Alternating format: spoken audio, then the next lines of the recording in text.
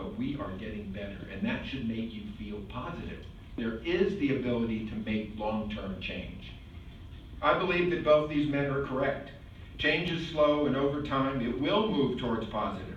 I believe that people are doing the best they can. Social workers, we are careful not to blame the victim. For example, we understand that most people gain self-esteem through meaningful work, and that people who are unemployed are not generally lazy or unwilling to work, but rather they face a lack of opportunity or they don't have adequate training. I know you've discussed this in your classes. It's equally true that most people who hold various levers of power are probably doing the best they can and are not generally out to hurt even the most vulnerable of our populations.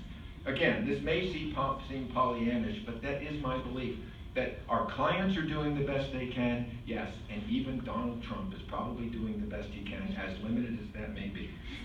We know that change is possible and is happening.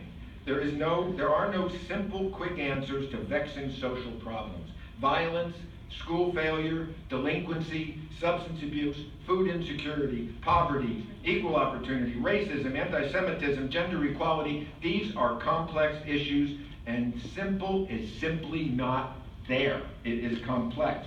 These complex issues are not simple. Second, my truth. When I was a kid, there were 3 TV stations where I grew up in upstate New York, and 2 newspapers, a morning and an afternoon, and they were about 5 pages. There were no 24-hour news stations. There were no blogs. There was no internet news that was instantly available 24 hours a day. In some sense, we all saw the same news. These news outlets were probably projected from a white male perspective. I think that was probably accurate. But my recollection is that they were not clearly as biased as MSNBC and Fox News are today. Because today, what we can do is we can engage in the news that we want to agree with and we're most comfortable hearing. I have a difficult time turning on, in North Carolina, the arguments of Glenn Beck, Rush Limbaugh, Hannity, I don't even know his first name, or Ann Coulter.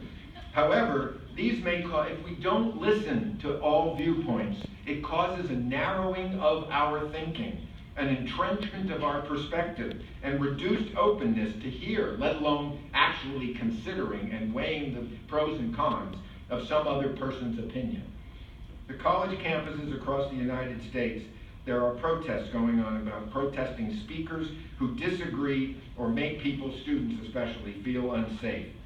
Some are arguing that the speech on campus that creates emotional distress or hurt feelings should be restricted, and speakers and viewpoints that are deemed unacceptable are unfit to be heard and should be countered by violence. These can be pro-Trump speakers, like Ann Coulter, recently shut down from speaking at UC Berkeley, or a recent case at Middlebury College in Connecticut, I think, where political scientist Charles Murray, who was invited by a conservative student group to speak on campus. Now, if you've ever read Charles Murray, his books can be disturbing for many liberals. He articulates ideas that are disagreeable and even anger-producing, but instead of resulting in a dialogue of passionate discussion, exchange of perspectives, and counterpoint, they produce violence and shutting down the free speech on a college campus. Free speech may cause discomfort. It too may cause too much discomfort, then you should leave. I don't want anybody getting up. Conflict and violence is not generally a social work value. Allison Stringer, who was the professor who was asked to interview Charles Murray at Middlebury, is a chaired distinguished professor, and she was actually physically hurt during the conflict when they were protesting Murray's speech, which never took place. And I want to quote her. "But as we engage with one another as fellow human beings, even on issues we passionately disagree, we need reason, not just emotions. Middlebury students could have learned from identifying flawed assumptions or logical shortcomings of Dr. Murray's arguments. They could have challenged him during question and answer. But the events of Middlebury made it clear that regardless of political persuasion, Americans today are deeply susceptible to the renunciation of reason and the celebration of ignorance. They know what they know without reading, without discussing, without engaging those who they disagree with. People from both sides of the aisle reject calm logic, are eager to embrace the alternative news and that supports their prejudice." End of quote. Listening, thinking, learning, talking are as opposed to closed-mindedness and violence. These are the skills that you bring to practice. So how is it that we develop our truth? My wife told me not to tell you this, but I'm going to tell you anyway, because it's too lectury, she said. There was an author named Jonathan Haidt who wrote a book called The Righteous Mind in 2012. And you might ask, what do you do? How can we affect change if people are so polarized? And this was an answer I came up with.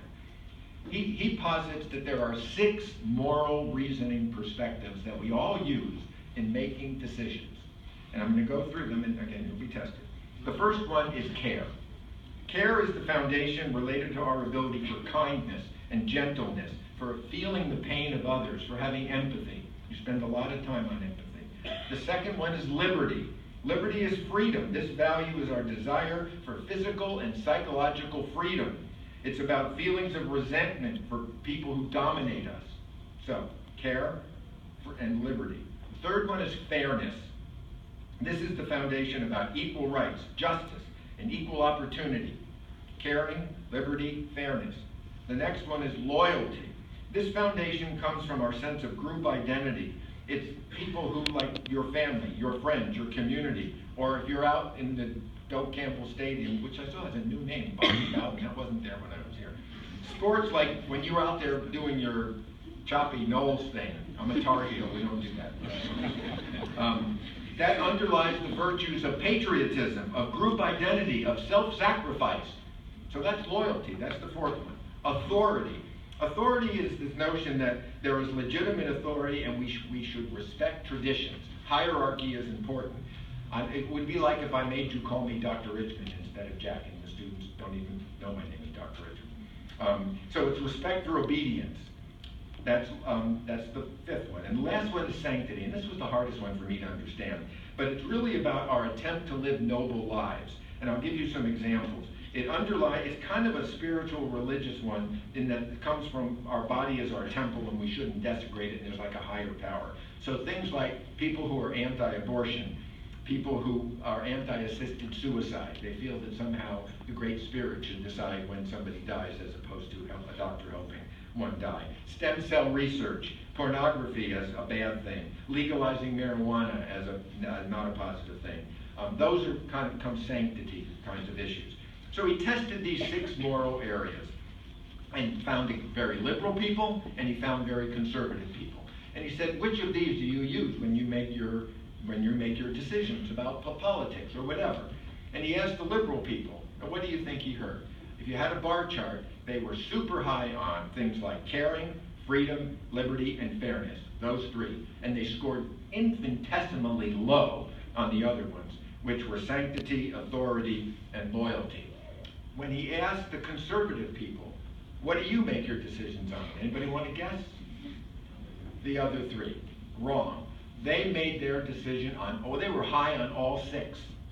They were high on caring, they were high on liberty, they were high on fairness, and they were high on loyalty, authority, and sanctity.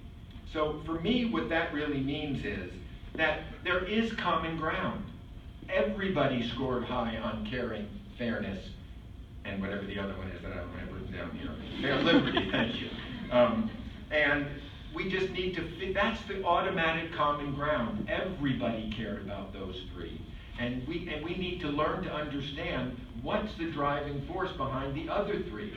What is loyalty, sanctity, and authority? And that gives us space for change and compromise. So that's my attempt in terms of coming up with what's the solution.